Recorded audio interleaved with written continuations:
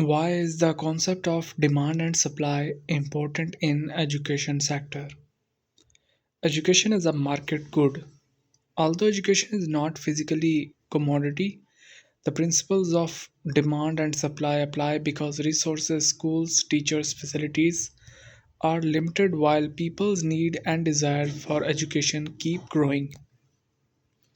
Policy decisions. Understanding demands help government plan the number of schools, teacher and budget required. Equity versus efficiency.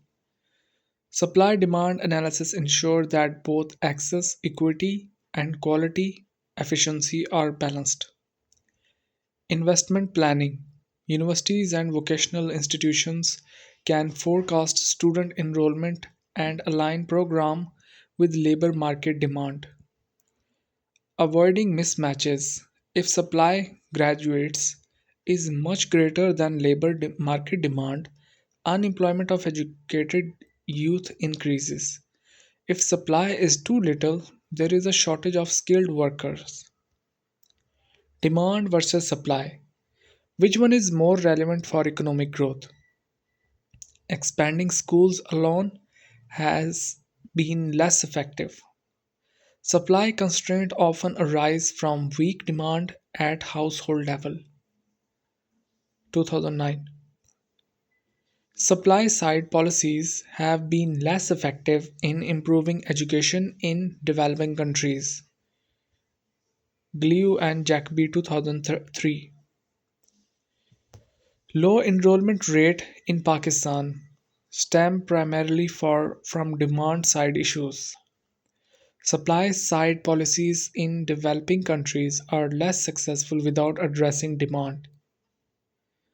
Researchers should focus more on determinants of demand than supply. Forecasting demand for education. Forecasting demand means predicting the future number of students who will seek education at different levels. Why needed? To allocate resources effectively, teachers, classroom, textbooks, to plan infrastructure, new schools, colleges, and universities, to align educational output with labor market needs. Approaches or methods. Demographic method, population growth, school age children, enrollment ratio trends, gross enrollment rate, net enrollment rate, economic method, e- income, employment opportunities, social demand method, public aspirations for upward mobility,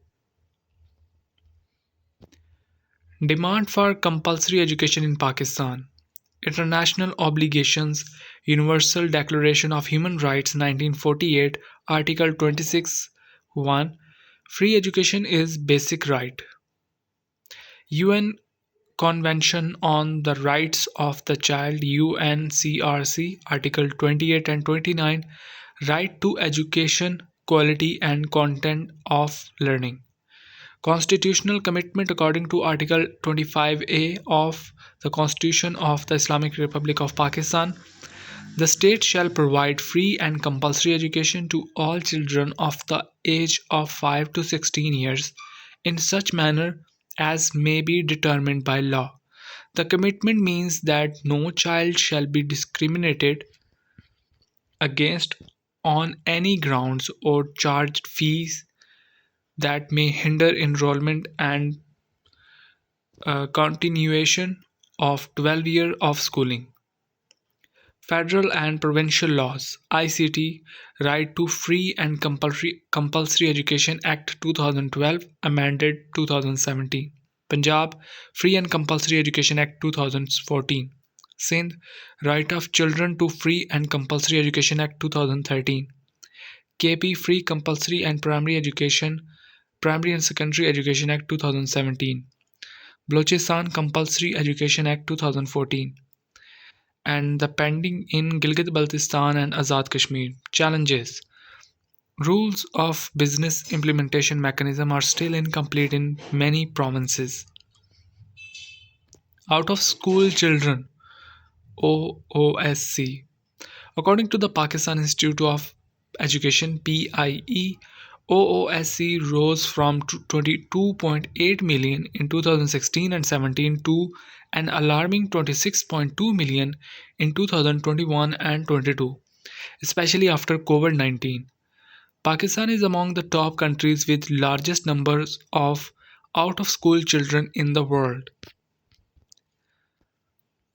So here are the difference in the provinces of Pakistan out of school children in Punjab 11.73 million, 35% out of school children in KPK Khyber Pakhtunkhwa 3.63 million out of school children 30%, Balochistan 3.3 million out of school children 65%, in Sindh 7.63 million out of school children 47%, in Islamabad 0.08 million out of school children 13%. So the lowest in Islamabad and the highest percentage is in Balochistan, which is 65%. According to the identified trends from national data collected in 2021-22, gross enrollment ratio (GER) of the primary education is at 76%. On average, 51% of children are enrolled in school at lower level. Reasons for OOSC out of school children. What are the reasons? Number 1, poverty. The most common reason for dropping out, as cited by children surveyed in Islamabad Capital Territory ICT, was had to support family. Number 2, geography. Long distances to school are major barrier. Balochistan has the highest number of out of school children due to sparse population and weak infrastructure. Number 3, gender. About 53% of out of school children are girls. Social norms, safety concerns, and uh, undervaluing girls' education play a role. Disability. UNESCO 2015 reports 30% of out of school children are children with disabilities. Physical, mental, or sensory impairments create barriers to the participation. Number 5, birth registration or identity. Lack of B-Farm or ID documents prevents enrollment in public schools. Learning poverty. It is not about access, quality is also a crisis. Over 70% of children in primary schools suffer from learning poverty. Learning poverty is that a child unable to read and understand a simple age appropriate text by age of 10. This reflects weak foundation learning and poor teaching quality. Factors at the government level affecting demand for compulsory education. Legislation and policy. Article 25A and provincial acts create a legal push for universal education. Public investment. More funds for schools, teachers, and facilities increase access and demand. Incentive programs. Free books, stipends, and meals encourage families to enroll children. Quality assurance. Better teaching and curricula raise the perceived value of education.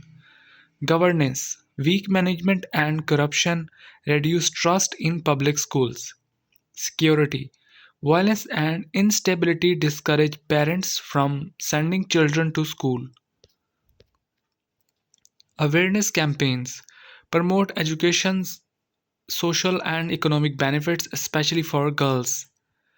Factors at household level affecting demand for compulsory education. Urban versus rural. Urban households are more likely to educate their children at all levels. Elders' education. Presence of educated elders in the family has a positive impact on demand. Gender. Male children are more likely to be enrolled due to labor market opportunities. Household income does not significantly explain education demand differences. Household size. Larger families may support school going children at early levels but impact decline at higher levels. Demand for non compulsory education in Pakistan. Higher secondary grade 11 to 12 university professional degrees, technical and vocational training. Determinants of demand: economic incentives, higher education linked with better employment prospect and higher salaries, cultural and social prestige. Degrees, especially professional ones, medicine, engineering, law, business, are seen as status symbol. Private sector growth. Many private colleges and universities cater to unmet demand. Affordability. Families with higher income demand more higher education. Poor families often stop at compulsory level. Quality concerns. Demand shift toward reputed institutions, for example, LUMS, NUST, Aga Khan, etc., and foreign education. Challenges: rising demand due to youth bulk and aspirations, but mismatch with job market, producing unemployed graduates. So this is it. Thank you so much for listening.